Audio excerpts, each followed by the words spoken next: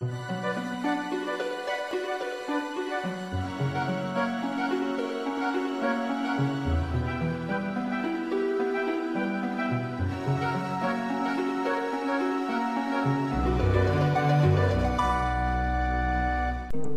would remain under Roman rule for 600 years.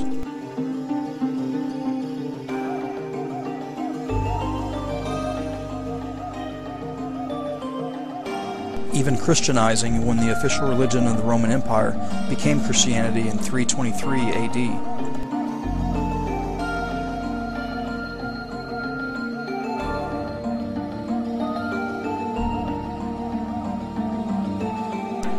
While Christianity was spreading through Europe, the Mediterranean, and Africa through 600 AD, another religion would soon form across the Red Sea on the Arabian Peninsula. Meaning total submission to God, Islam would become the dominant religion over the entire peninsula by the time of Muhammad's death in 632 AD. Muhammad had told his followers not to attack Christians or Jews because they all identified with the books of the Old Testament. But 10 years after his death, his successors would begin annexing much of Persia and the southern Mediterranean, including Egypt. Their motives would prove to be political and financial, however, as they allowed those they conquered to retain their religions so long as they paid their taxes. Egypt after 642 AD would come to be ruled by a succession of Muslim rulers for about 800 years. The Mamluks began as Muslim mercenaries from Georgia, but eventually came to rule Egypt themselves. The Ottoman Turks, also Muslim, began ruling Egypt around 1512.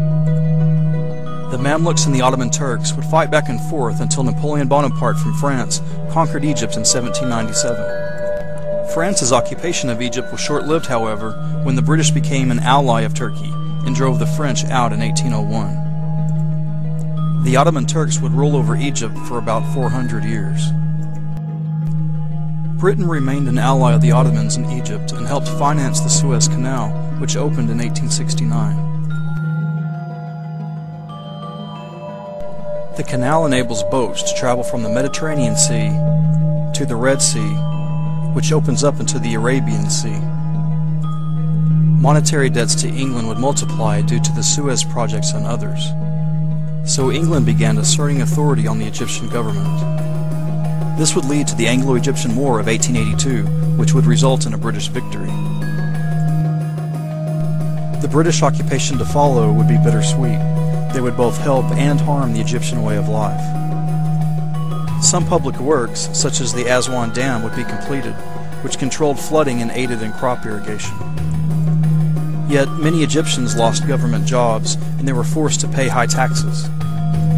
They occupied Egypt for many years until Great Britain, amid protests and uprisings, was forced to declare Egypt's independence.